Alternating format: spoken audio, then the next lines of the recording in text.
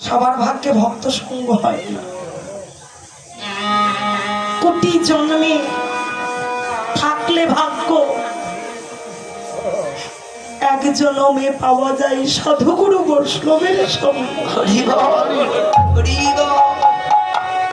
অনেক জন্ম জন্মান্তরের সাধনায় এক জন্মে ভক্তের সঙ্গ মেলে। তাহলে ভক্তকে চিনবার উপায় ভাগবত বললেন,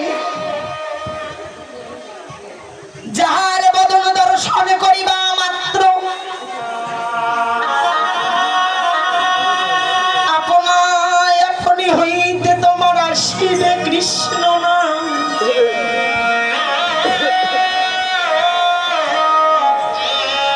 তিনি হলো ভক্তের মধ্যে প্রধান। আরে এ জগৎ, এ সংসার তাকিয়ে দেখো,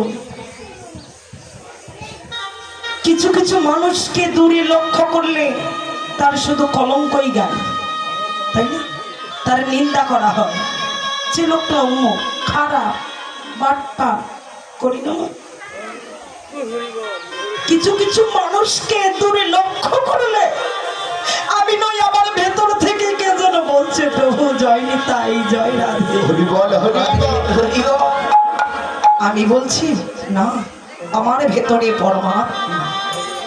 তাহলে যাহাকে দেখবে মাত্র তোমার ভেতর থেকে আসিবে কৃষ্ণ নাম, তিনি তো ভক্তে প্রধান।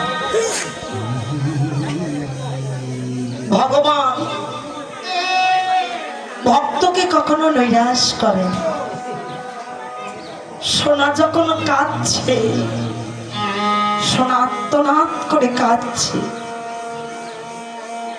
সোনাকে বলছে, রে ও সোনা, তোর দেহটা যদি ভক্তের চরণে সেবায় লাগাইতে চাও, তাহলে যা, দেহটা আগুনে পুড়ে ফেলো। যখন সোনায় আগুনে ঝাঁপে দিলেন, সোনা আগুনে দেওয়া মাত্র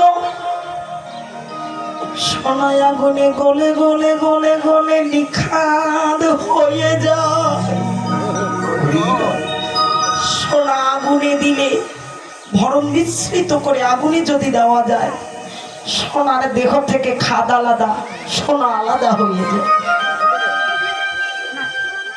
তাহলে সোনার দেহ থেকে খাদ বস্তুটা বাহির করার জন্য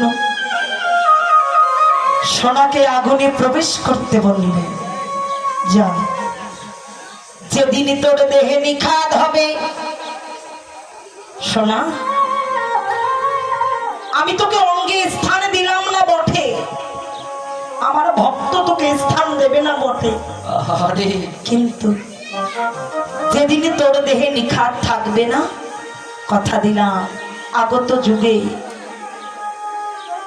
যদি আমার ভক্ত কোনো যজ্ঞ তপস্যাদি করে, তুই যতক্ষণ পর্যন্ত ওই যজ্ঞে আহুতি দিবি না, ততক্ষণ পর্যন্ত ওই যজ্ঞ কোনোদিন সুসম্পূর্ণ হবে না। তাকে দেখো, যদি কোনো যজ্ঞ করি, যজ্ঞের মধ্যে সোনা লাগে, রূপা লাগে, লোহা লাগে, তামা লাগে, লাগে না বাবা? যজ্ঞের মধ্যে সোনা লাগে, রূপা লাগে, লোহা লাগে, তামা লাগে। যতক্ষণ আহুতি দেয় না, যজ্ঞের মধ্যে প্রাণ বিসর্জন করবে না, ততক্ষণ ওই যজ্ঞটা সুসম্পূর্ণ হবে। সোনা তো আগুনে দিয়ে নিখাদ হলো, কিন্তু প্রভু আমার এই দেহের খাদগুলো আমি মিঠাইব কোথায়? সোনার দেহে খাদ আছে, আমার দেহে কি খাদ নেই? মা, আমাদের দেহে খাদ নেই? সোনার চেয়ে অধিক খাদ আমার দেহে। কিন্তু সোনা যদি আগুনে দিলে নিখাদ হয়, তাহলে আমার এই দেহটা আমি কোথায় নিখাদ করবো? প্রভু বলছে, দেহের খাদগুলো যদি পূরণ করিতে চায়, তাহলে তোমার দেহটা কোন চৈতন্য, কোন শুদ্ধ বৈষ্ণব, কোন শুদ্ধ গুরুর চরণে অর্পণ করে দাও। যদি বৈষ্ণবের করুণা হয়, তোমার দেহের খাদে মিটাইয়ে যাবে। তাই প্রভু বলছেন, খাদ পূরণ করিবার জন্য প্রভু কি করেছেন? পীড়িতে মুক্ত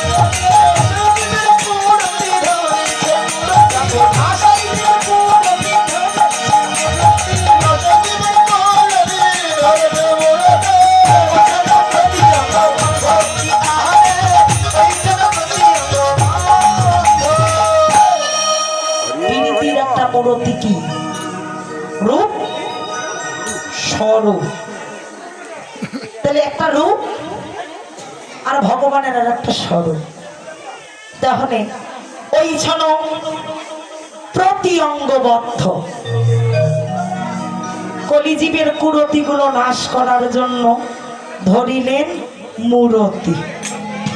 কুরতি একটা হয় সুরতি আর একটা হয় কুরতি।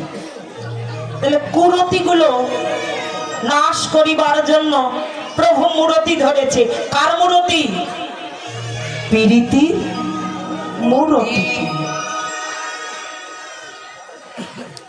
পীড়িতির মূরতি কি রূপ স্বরূপ ধর। মহাজন বললেন যে ভগবানের একটা কিন্তু রূপ না। ভগবানের কি একটা রূপ? অনন্ত। ভগবান এক ব্রহ্ম, দ্বিতীয় নাস্তি। এক ব্রহ্ম, দ্বিতীয় নাস্তি। তাহলে এক থেকে ভগবান বিশ্ব ব্রহ্মাণ্ডকে সৃষ্টি করলেন। আবার এই বিশ্ব ব্রহ্মাণ্ডকে আবার নিজের দেহে লীন করার জন্য তিনি স্বরূপে এসেছেন। তাকিয়ে দেখুন, তাহলে ভগবান ভক্তের স্বরূপে এলো। কার স্বরূপ? ভগবানের ভক্তের স্বরূপ হলেন। কেননা ভগবানকে পাওয়ার দুটি ভাব, একটা জাগতিক ভাব, একটা আভ্যন্তরিক ভাব। কেননা দুইটাকে আগে তিনি সর্বপ্রথম সৃষ্টি করছেন, দুইয়ের সমন্বয় জগৎ সৃষ্টি করলেন। এক ব্রহ্ম, দ্বিতীয় নাস্তি। তাহলে ভগবান এক, এক থেকে দুই হলেন। এই বিশ্ব ব্রহ্মাণ্ডে এক থেকে দুই হলেন, তাহলে দুইয়ের সমন্বয় জগৎ সৃষ্টি করলেন। কেননা তিনি যখন এই জগৎকে সৃষ্টি করেছেন, তাকিয়ে দেখুন, সর্বপ্রথম একটা মেয়ে মানুষ আর একটা ছেলে মানুষ তৈরি করেছে, কি তাই না? একটা নারী আর একটা পুরুষ, তার মানে একটা মেয়ে আর একটা ছেলে, একটা নারী আর একটা পুরুষ। তাহলে এ দুটোর নাম কি দিল? একটা নারী জাতি আর একটা হলো পুরুষ জাতি। তাহলে নারী জাত আর পুরুষ জাত। তারপর সেখান থেকে এলেন সনাতন ধর্মের চারটি জাত, চারটি বর্ণ। চারটি বর্ণ না, দুইটার থেকে এলো চারটা বর্ণ, ব্রাহ্মণ, ক্ষত্রিয়, বৈশ্য, শূদ্র। তাহলে চার বর্ণ এলো। এই চার বর্ণ থেকে আবার এসেছে 36 জাত। কত জাত মা? 36 জন না? তাহলে এই যে জাতের বিচার করছি, জাতির বিচার করছি, জাত, জাতি, ধর্ম, শাস্ত্রে বললে কি বললে? লালন সাইজি বললেন, সব লোকে কয় লালন কি যায় সংসারে। লালন কোন জাত? তাহলে লালনটা কোন জাত? লালন বলে জাতির কেনা আমি দেখিলাম না একনা যোগে, হায়রে দেখিলাম না একনা যোগে, সব লোকে কয়লা সংসারে। সব লোকে কয়লা সংসারে, সব লোকে কয়লা সংসারে, সব লোকে কয়লা সংসারে।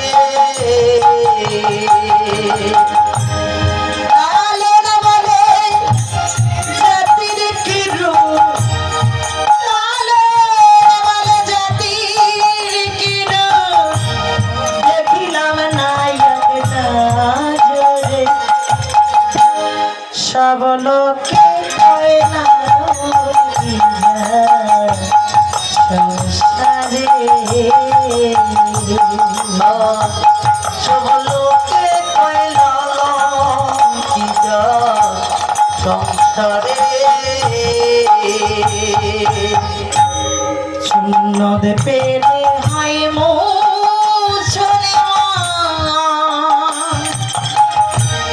নারী লোকের কি হয় বিধান, শূন্য পেলে হয় নারী লোকের কি হয় বিধান। ব্রাহ্মণ ছিলি পৈতা প্রমাণ, আমি ব্রাহ্মণ ছিলি পৈতা প্রমাণ, বামিনী ছিলি সেজে, সব লোকে কয়লা সংসারে। সব লোকে কয়লা সংসারে, সব লোকে কয়লা সংসারে। আসবার কালে কি জাত ছিলে,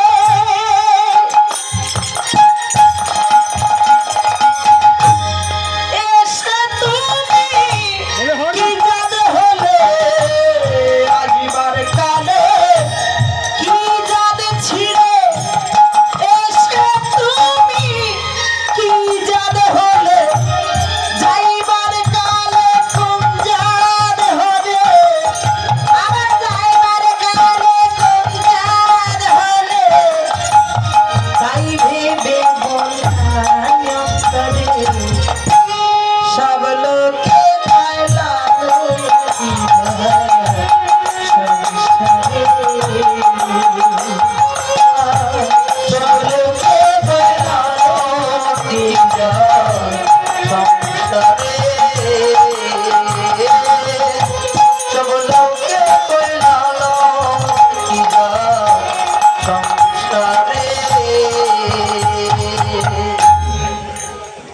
লালন বলছে জাতটা কি? ব্রাহ্মণের কইটা বোঝা যায়, তাই না? তাহলে ব্রাহ্মণী কি করে চিনবো? আমিও সিঁদুর পরি, ব্রাহ্মণীও সিঁদুর পরি, আমিও শাখা পরি, ব্রাহ্মণীও শাখা পরি, তাই না? তাহলে তাকে চিনবো কি করে? যেদিন এসেছিলে সুন্নাত পেলে হয় মুসলমান, তাহলে নারী লোকের কি বিধান? নারী মানুষের কোনো বিধান আছে? যেমন জন্মেছি ওই রকমই তো আছি, আছি না? শাস্ত্র বললে এই বিশ্ব ব্রহ্মাণ্ডে যত জাত জাতি থাক না কেন, অনাদিরাদি পরমেশ্বর সৃষ্টিকর্তা